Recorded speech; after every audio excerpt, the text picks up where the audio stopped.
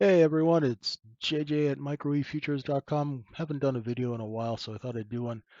Here I was trying to show you folks where the stops are in the market, and I pointed out to them here and here on the TPO chart.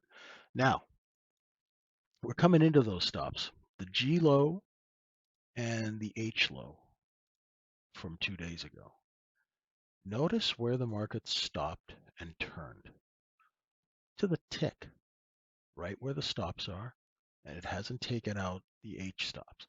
Now, because these are 2 days of trading, the longer that you don't touch a stop, the more people will start piling up and putting their sell orders here.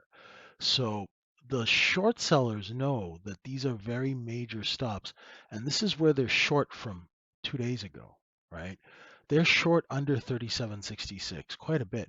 We've had good liquidation down tonight, all the way from, golly, 38.20 all the way down here to 37.68. It's a beautiful liquidation move because we've been above VWAP for hours, and it's going to take hours to clean this thing out, right? The reason is because the only people are buying are short sellers who have been trapped now for a couple of days, right? And it's gotten ugly for them. So they're using this lack of buying at what time is it now? It is 11-ish in London. So in New York, it's around 6 in the morning. There's nobody buying paper at 6 a.m. So the short sellers are totally taking advantage of that. Now, if we have a lot of sizable selling, we are going to break this 66 level, right? 75 held for just a little while, not too long, right? But I'm looking to see what kind of short covering is going to come in here, because if you were short, even if you were short 75 down to here, this is a place where you'd be wanting to cover because the large size short sellers are going to be covering here. That's why you see volume piling up at this area here, right? It's piling up here. You can see the volume coming in on the bid. Those are shorts sitting there covering, right? Who's buying this kind of size? That's nobody buying it to put a position together. That's a short seller covering, or a bunch of them, right? And they're covering right where the stops are.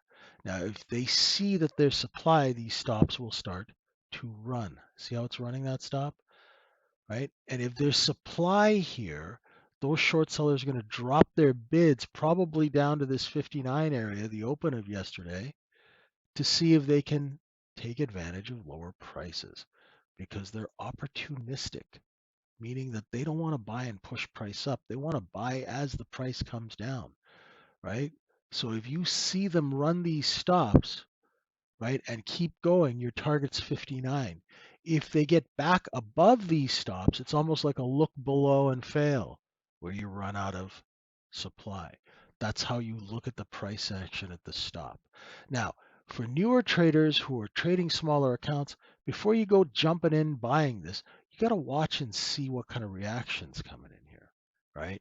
Because if the short sellers see that there is selling coming in, they're going to go, I'm not stupid. I'm going to drop my buy orders to down to 62, see if I can catch it cheaper, right? And if that happens and you go long here, well, guess what? The price just drops and you get stopped out. That's why you let the large size traders take care of a level first, let price stabilize and come back up over it before you think of going long. If you're shorting down here, right, what you're counting on is responsive buying at 60. And there you go. Now it is thin, so watch your whiskers if you are shorting in the hole, okay?